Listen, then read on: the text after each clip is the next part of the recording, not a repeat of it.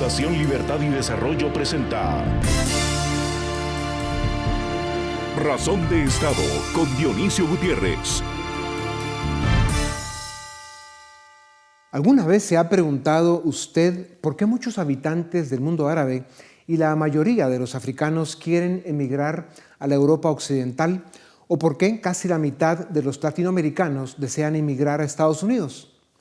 ¿Sabía usted que la economía y la política son dos caras de la misma moneda y que para que tenga valor por un lado y beneficio social por el otro, las dos deben funcionar? ¿Qué piensa usted cuando le dicen que la amenaza más grande del siglo XXI es una plaga de criminales que dicen ser políticos? Practican el populismo nacionalista, de izquierda la mayoría, aunque también los hay de derecha, siempre corruptos y autoritarios. ¿Cree usted que el mundo está siendo disputado por estos dos sistemas? El primero, el sistema que construyó el mundo desarrollado, la democracia liberal, con división de poderes, elecciones transparentes, mercados libres, respeto a la ley y solidaridad con los más necesitados. Y el segundo sistema, las autocracias que nos quieren imponer una colección de déspotas, zorros con piel de oveja, con el perdón de los zorros y las ovejas, normalmente sociópatas y corruptos que no tienen ningún respeto por los derechos civiles y las libertades de los ciudadanos. Vivimos tiempos de obstáculos y desafíos formidables. La democracia, el menos malo de los sistemas conocidos, tiene defectos, a los que se suma que demasiados políticos la adulteran, la falsean y la desfiguran, y por eso convirtieron a los jóvenes, que son la mayoría, en los grandes ausentes en la política. Su desencanto con la democracia es una peligrosa debilidad que abre espacio a propuestas populistas y autoritarias. Vivimos en un mundo inundado de información irrelevante, de noticias falsas, promesas peores, confusión, mentiras y desinformación.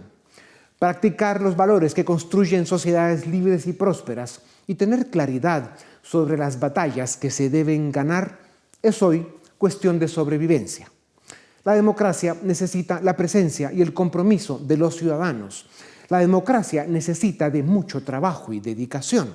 Por eso, la tarea que tenemos los ciudadanos latinoamericanos en edad de votar y participar es preservar, proteger y defender las ideas, los valores y las leyes que nos permiten vivir en Estado de Derecho, en democracia y en libertad.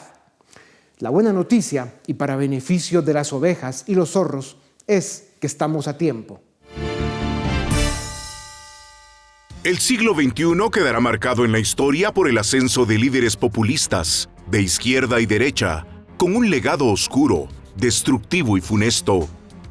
Chávez, Evo, Correa, Erdogan, Bolsonaro y Trump encabezan la lista. Los populistas, de izquierda o derecha, como dice el refrán, dividen y vencen. Para eso, manipulan, enfrentan y confrontan a la sociedad por clase social, raza, género y religión. Para América Latina, Chávez, Morales y Correa han sido los más destructivos. En los próximos años veremos el recuento de los daños de los populistas que hoy están al mando de varios gobiernos, esperando que, si pierden la próxima elección, respeten la norma democrática y se vayan. Las tres dictaduras de la región son eso, dictaduras. ¿Alguna vez se ha preguntado usted por qué llegan al poder los populistas para quienes es fácil convertirse en dictadores? Estas son las razones. Partidos políticos oportunistas y electoreros, débiles instituciones en el Estado, corrupción, insuficiente crecimiento económico, falta de oportunidades, incapacidad del Estado para aliviar los problemas sociales, élites indiferentes, ciudadanos ausentes. Con el apoyo de La Habana a Hugo Chávez en Venezuela nació el socialismo del siglo XXI, que en realidad es un complejo sistema de crimen organizado transnacional que tomó fuerza en América Latina entre 1998 y 2015, cuando coincidieron los delincuentes populistas con altos precios de las materias primas. Lejos, muy lejos de haber invertido aquellos miles de millones de dólares en educación, infraestructura y el fortalecimiento de estados democráticos. Los populistas se dedicaron a la corrupción y a ejecutar programas clientelares para comprar seguidores. Esta es la base de votantes del populismo. Votos comprados y manipulados a cambio de llevar a la quiebra financiera a las naciones, cuando termina la bonanza de precios altos de materias primas. El socialismo del siglo XXI entró en crisis, pero la mentira populista es fácil de vender. Para los gobiernos democráticos que llegaron al poder recientemente y que ejercieron o ejercen la racionalidad económica y política, su periodo de gobierno ha sido o es insuficiente para limpiar y corregir los desastres y la destrucción que el populismo deja en el camino. Para desgracia de América Latina, estamos en un nuevo ciclo de izquierda populista apoyada por China, Rusia e Irán, que tienen cuestionables intereses en la región. Por ejemplo, Argentina, Chile y Bolivia tienen el 60% de las reservas de litio del mundo, el ingrediente base para la fabricación de baterías y de gran interés para China. El déspota ruso está más interesado en hacer daño a Estados Unidos, para lo que tiene estructuras de desinformación, manipula elecciones, corrompe políticos y es sospechoso de crímenes más graves. América Latina es una región con oportunidades extraordinarias, pero hoy enfrenta algunas de las amenazas más graves de los últimos 50 años. Los latinoamericanos debemos dedicar mucho más tiempo, recursos y energía para construir estados democráticos, con instituciones respetables y respetadas, división de poderes y políticas públicas que promuevan y faciliten el desarrollo. Esta misión impostergable tiene como condición rescatar los valores liberales, consolidar el principio de alternancia en el poder a través de elecciones libres y transparentes, mercados libres y una convencida, comprometida y rigurosa participación ciudadana. Los gobiernos de ladrones, los sistemas de corrupción operados por el Estado, las guerras injustas e innecesarias como las invasiones a un país vecino, las dictaduras, los carteles de la droga, están en general encabezados por ególatras, sociópatas, tiranos y asesinos. Son muchas las graves consecuencias que estas aberraciones tienen, pero hay dos que determinan la vida de las naciones. La primera es la contaminación de la política y cómo esto impacta al ciudadano y a las familias en su diario vivir. La segunda consecuencia es que los estados criminales secuestran los sistemas de justicia y las instituciones electorales. Sin justicia y sin elecciones libres, sálvese quien pueda. La seguridad ciudadana, la certeza jurídica, el desarrollo, la democracia y la libertad pasan a ser palabras bonitas en discursos populistas, normalmente de izquierda. Para hablar del futuro de la democracia y la libertad en América Latina, para hablar del futuro de los latinoamericanos, les presento la voz valiente de Carlos Sánchez Berzaín, boliviano, abogado constitucional, politólogo, máster en ciencia política y sociología y catedrático universitario. Es director del Inter-American Institute for Democracy. Sus batallas por la democracia y la libertad en Bolivia le convirtieron en un estadista perseguido y en el exilio político. Don Carlos, bienvenido a Razón de Estado. Usted llama a las cosas por su nombre cuando describe a Evo Morales como a un capo de la mafia de narcotráfico y operador político de La Habana y su satélite en Caracas, para acabar con las democracias en América Latina. ¿Por qué es tan peligroso para América Latina este monigote del castrochavismo? Porque eso mismo, porque es un operador del sistema que durante el siglo XXI se ha expandido en las Américas para instalar el crimen organizado en vez de la política. Ese sistema se llama socialismo del siglo XXI, castrochavismo. Está liderado por la dictadura más antigua, Cuba, que acaba de cumplir 64 años, e integrado por las dictaduras de Venezuela, Bolivia, Nicaragua. En su momento estuvo ahí Rafael Correa con el Ecuador, y logran a través de procesos electorales en la región tomar o implantar gobiernos en países democráticos, como vemos hoy día México con López Obrador, Argentina con Fernández Kirchner, Chile con Boric, Colombia con Petro y el recién llegado reinstalándose en el gobierno Lula en el Brasil. Entonces, este es un sistema transnacionalizado, antidemocrático, que refuerza el eje de confrontación de este siglo, que es el de la dictadura contra la democracia, el del oprobio contra la libertad. Y Evo Morales es el operador del Cono Sur, que a partir de la dictadura instalada en Bolivia, agrede a las democracias del Perú, de Chile y de la región, Sí. con todo lo que es la dogmática y el aparato operativo del Foro de Sao Paulo y el sistema criminal del castrochavismo. Sí. Don Carlos, usted habla del castrochavismo con frecuencia como la base de ataque contra el esfuerzo por construir democracias liberales en América Latina. Pero en realidad China, por pretender los recursos naturales de nuestros países y por su ambición de ampliar su imperio autoritario para dar cara a Estados Unidos desde el sur, y Rusia porque está gobernada por un sociópata desquiciado al que envenena su envidia a Occidente, hace que la amenaza contra la democracia y la libertad en América Latina sea más grande y apremiante. ¿Cómo se enfrenta a un enemigo de ese tamaño? Mire, el detonante de esto ha sido la invasión de Rusia a Ucrania. La guerra que se libra hoy día por la invasión de Rusia a Ucrania no es la tercera guerra mundial, pero sí es la primera guerra global. Y es la primera guerra global porque no hay un país del mundo que esté, que esté excluido de esa confrontación. El frente de batalla está reducido al territorio de Ucrania, pero todos los países participan. Y el eje de confrontación es nuevamente democracia versus dictadura. Quiero recordarle que en la Segunda Guerra Mundial la democracia triunfó sobre las dictaduras fascistas. Ahora, en esta primera guerra global, estamos viendo las dictaduras agrupadas y con la punta de lanza de Rusia atacando en el frente ucraniano a las democracias que representan Europa, América, Japón y los países democráticos de todo el mundo.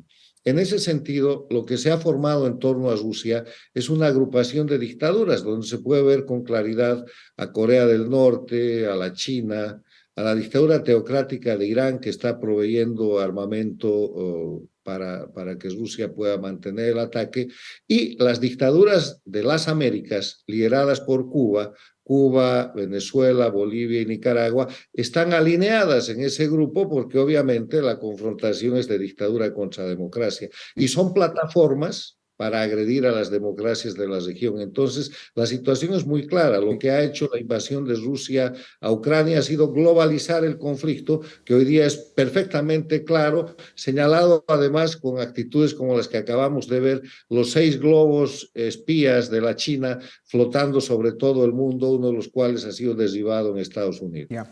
Carlos, la ignorancia sobre el proceso político, la falta de organización, la corrupción y la indiferencia de las élites y de la mayor parte de la derecha política en América Latina nos tiene al borde de convertirnos en un continente a la deriva, sin libertad y sin futuro próximo.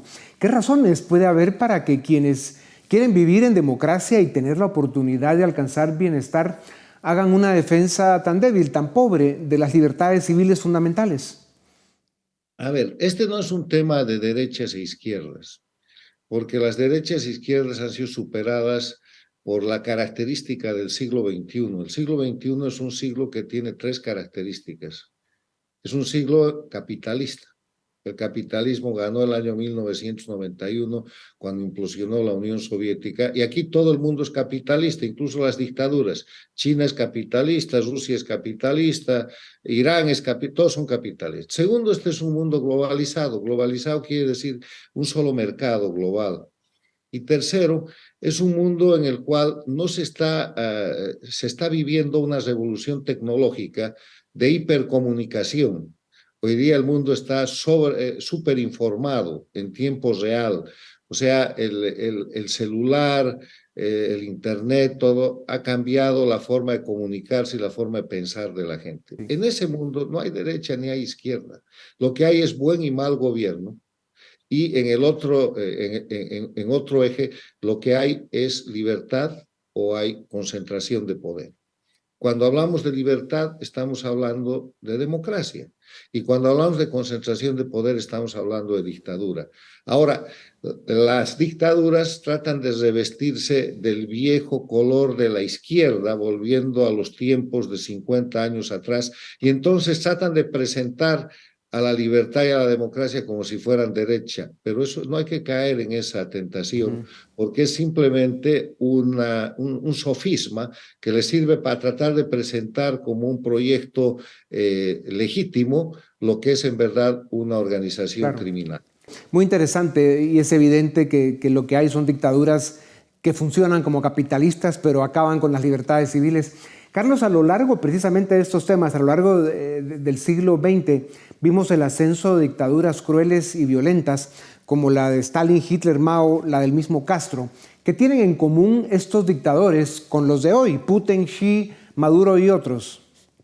Todas las dictaduras tienen en común que lo que hacen para administrar el sistema mundial, que hoy día es capitalista, globalizado y en revolución tecnológica, concentran el poder a costa de la libertad.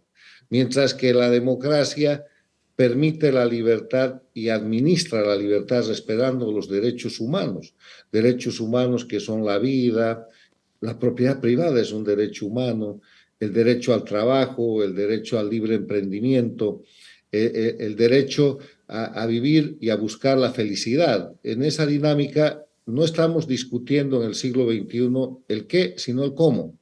El cómo en una mano con la libertad y la democracia y en la otra mano con la concentración del poder en grupos de pocas personas, mírese Corea del Norte, véase la China y su partido comunista, véase Rusia y el grupo de Putin, véase la dictadura teocrática de Irán, véase Cuba, Venezuela, Bolivia y Nicaragua, que son grupos criminales vinculados al narcotráfico que están concentrando el poder a costa de la libertad de los ciudadanos.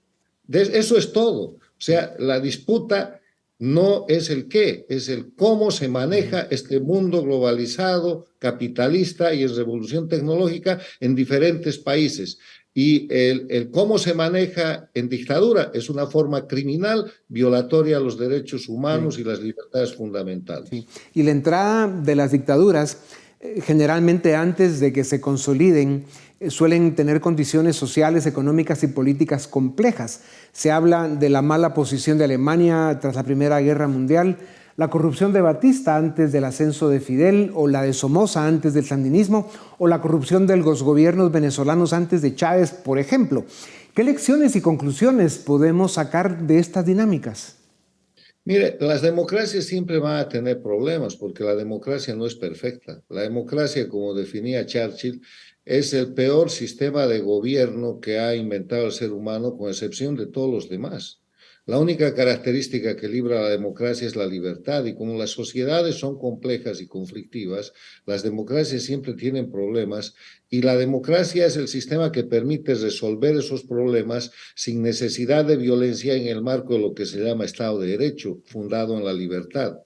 El tema es que en ese escenario, donde todas las sociedades tienen problemas, llegan este tipo de caudillos bárbaros que exacerban esos problemas y los presentan como inconvenientes insalvables que ellos van a solucionar a través de una fórmula mágica. El fascismo con Mussolini, el stalinismo con Stalin, el nazismo con Hitler, el castrismo con Castro, el bolivarianismo que se convirtió en castrochavismo con Chávez, que en verdad terminan haciendo a lo largo de la historia peor la solución que el problema, porque Venezuela era un país rico, con gente que vivía en paz, con problemas, y hoy día es un país plagado de miseria, es un narcoestado, es un estado fallido que ha expulsado 7 millones de habitantes. Sí.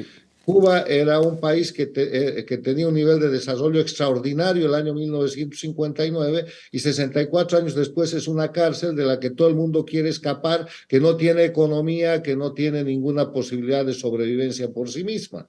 Y ahí van Nicaragua y Bolivia en ese mismo camino. Entonces, estos voceros de las soluciones milagrosas a partir de la concentración del poder y de las dictaduras solo traen miseria y solamente traen confrontación y ensangrentan a los países. Carlos, desde los ataques terroristas del 9/11 en Estados Unidos, la crisis económica de 2008, las dinámicas geopolíticas y militares en Asia y Medio Oriente y, por supuesto, desde la criminal invasión putinesca a Ucrania, Washington tiene problemas más importantes que América Latina. Francis Fukuyama nos dijo hace unas semanas que no tenemos armas nucleares, solo damos problemas por la migración ilegal y el tráfico de drogas y nuestras economías no son tan relevantes. Muy brevemente, ¿comete un error Washington por la forma en que se relaciona con América Latina? El problema de Washington es que después de septiembre 11 del 2001 ha abandonado la política de Estado, su política exterior de Estado para América Latina, que fue brillantemente diseñada en la continuidad del gobierno republicano de Bush primero con Clinton y que dio origen a la Cumbre de las Américas de 1994, que a su vez lleva a la aprobación de la Carta Democrática Interamericana. Con el shock del 9/11 del 2001, eso se ha vuelto muy difuso y entonces hoy día la política exterior de Estados Unidos para América Latina es variable en función de quién ocupa la Casa Blanca. Lo que hay que hacer latinoamericanos y norteamericanos para el bien de la región es volver a una política exterior de Estado de los Estados Unidos que defienda los intereses norteamericanos, pero al propio tiempo sus principios y valores. Sí. Carlos, en América Latina tenemos graves problemas sociales y económicos, pero el verdadero problema es nuestro subdesarrollo político. La política, con escasas excepciones, está en manos de los peores y los pueblos lo permitimos. ¿Cómo se corrige esto y cuánto tiempo tomaría resolverlo? ¿Qué será América Latina en el siglo XXI si no lo hacemos? Hay dos temas que tratar sobre el particular. Eso de decir que la política está en manos de los peores no es del todo cierto. Está en manos de los peores cuando el crimen organizado suplanta la política. Véase Venezuela, Cuba, Nicaragua, Bolivia, el Ecuador de Correa. Pero en general los pueblos tienen las representaciones políticas que se merecen, porque no es otra cosa que el reflejo de la sociedad. Ahora, la manera de arreglar eso en América Latina tiene que ver con el sistema presidencialista. El sistema presidencialista en el siglo XXI es obsoleto para América Latina, porque el sistema presidencialista está preparado para atender competencia y elecciones entre 2, 3, máximo 4 partidos políticos. Y en las elecciones de todos los países de América Latina hay cerca de 20. En el Perú 19, en Chile 14, en Colombia 17, en Bolivia 12. Y así no funciona el presidencialismo, porque se ha fraccionado la participación política y por lo tanto la representación. Hay que avanzar al parlamentarismo. Y en la otra mano, en la mano económica, hay que dolarizar América Latina. Ecuador es el gran ejemplo porque la dolarización le corta las manos a los gobiernos corruptos que para hacer corrupción emiten dinero a partir de los bancos centrales que manejan. Yeah. Parlamentarismo y dolarización son dos cuestiones que en el mediano plazo, 5 años, están sobre el tapete en América Latina para fortalecer la democracia y salvar la libertad. Si cerramos con una luz de esperanza, don Carlos, ¿qué dos cosas positivas están sucediendo en América Latina para que nos puedan servir de base para construir desde ellas, en 2 palabras? Hay más de 2. Los pueblos son conscientes de su realidad. Donde hay dictadura, los pueblos están en resistencia civil. Segundo, hay prensa libre. Tercero, hay una explosión de una juventud que quiere vivir en libertad.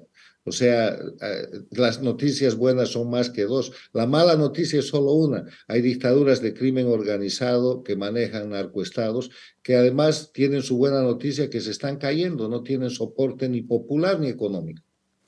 A través de la historia, los seres humanos hemos enfrentado épocas, ciclos marcados por guerras, pestes, hambrunas, tiranías, muerte y desesperanza, y siempre encontramos la fuerza, las ideas y los valores para superarlos.